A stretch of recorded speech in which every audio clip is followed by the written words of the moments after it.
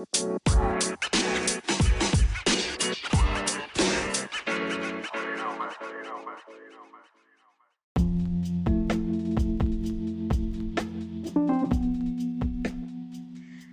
everyone, welcome to another episode of Crash Cinnamon. Yes, it's been a while, but we were restructuring, regrouping, and we are back. So I just want quickly to talk about a story that's been making the rounds on social media, and it's really,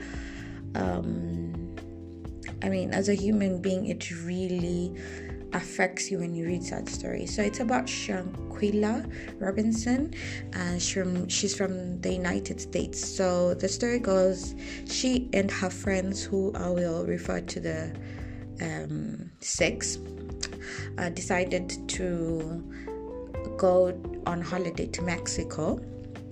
One of their friends was having a birthday, so they were celebrating the birthday there, and they rented a villa, and it was all good fun. Apparently, they decided to go skinny dipping, and there are videos of Shanquella actually going around the villa saying, "Where are you? It doesn't take long to get undressed." Then the next video we see, she is being beaten up by one of her friends, really, and the rest of it are recording. We even hear one of the voices saying, "Fight back," and she doesn't. And long story short, she ends up dead. And these friends decide to call their mom and say, she had alcohol poisoning, yeah? And even apparently there was a doctor who was called, and he came and checked on her and everything. Anyway, these friends pack up and leave and go back to the States, and they take Shanquella's stuff and they take it to their mom, and they just sit there as if nothing has happened. Anyway, post-mortem shows that this lady actually died of injuries sustained. What I can explain as only the beating of death, literally, because something with the spine, everything. Anyway, it was horrible, and I just thought to myself, when she saw death was coming, how was she feeling? Like she was dying in front of her friends. Even one of her friends apparently is one of her best friends for the last 5 years. And my thoughts kept thinking, we always fear, being mugged or, terrorists and all these kind of things, but we never, there's a saying that says the enemy is usually the enemy within the circle. And for Shanquella, unfortunately, that's the truth.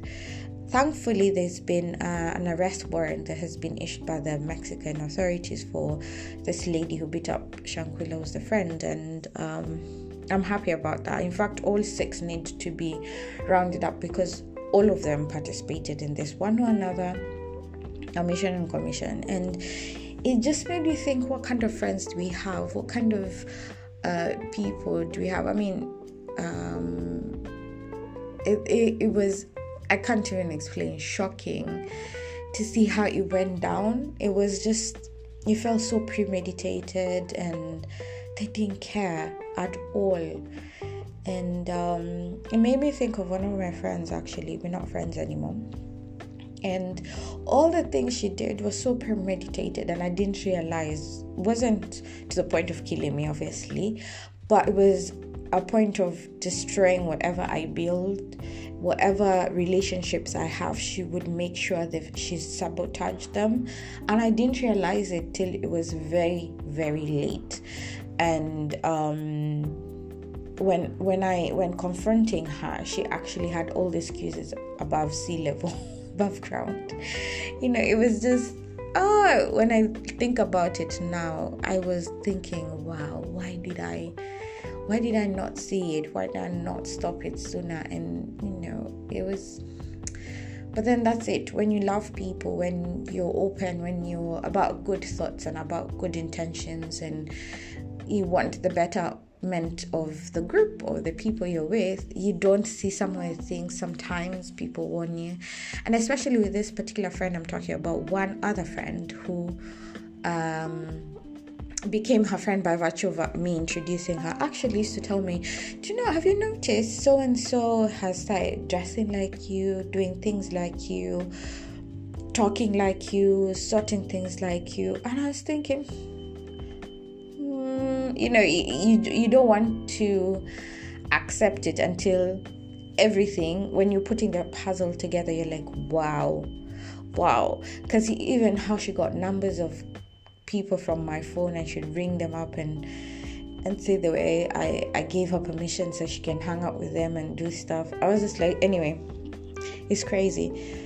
Just guard your space. And another thing has also taught me, when you're going to business with friends or you're starting an organization, be very careful. I'm going through that certain situation right now whereby I started an organization with a friend, and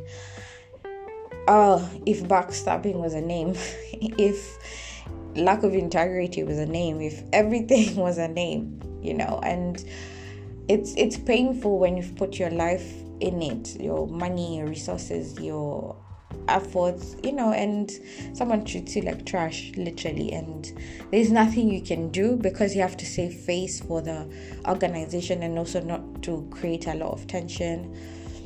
I don't care what narrative is going out there. It's just the most important thing is to protect thyself. So this little episode is to say, check your friends, recheck them again. In work, actually, we do get what we call the DBS check, where they do a criminal record check and all these things to see you don't have outstanding things out there. You can actually be trusted to work with a company. And every so often they renew it, they check things, there's various ways the employer checks that you're still, up to the beat. You're still aligned with the ethos, with the company's, motives and objectives. And that happens through, your appraisals, the one-to-one meetings you have with your managers. You might not see it that way, but that's what it is. They're always checking that, okay, this girl, this gentleman, this woman, are we still in alignment? Are we still with the same goals? Are you still focused on what we're doing in this organization? And I think we have to do that with people around us. We have to constantly appraise them, understand if we're on the same level, if we agree on the same things. And if we're not, it's time to part ways. One of the things I love in approaching my 40s is there's no time wasting. If it's not working, it's not working. Bye-bye. Sayonara. It's one of those things. So just take stock. And it might be difficult. It might be friendships you've had 15, 20 years. The devil doesn't come, the way that movie that says the devil wears Prada. So it's been a very sensitive topic for me because it's unearthed a lot of things, and it's made me go back and think. And especially I kept thinking, I don't know why I kept thinking for Shankwila when she realized she's going to die. Like, what were the thoughts? Like, when she was thinking, I'm dying, my friends are the ones killing me. I don't know, it's crazy. And I'm following the story to see how it unfolds. I don't know if we'll ever know why they did it, or what was happening. And even if we know, would it still make sense? Because somebody has died, and we will never get them back. But it's just, it's chilled me. And I'll think twice before somebody tells me, let's go somewhere away, so I just, not to end on a downer, but to say, keep appraising the people around you. Keep checking those who have access to you. Just keep checking that they still need level 5 access. If they don't, downgrade it or actually strip them off of their access, abilities. So thank you for listening to this episode of Car Cinnamon. See you on the next one.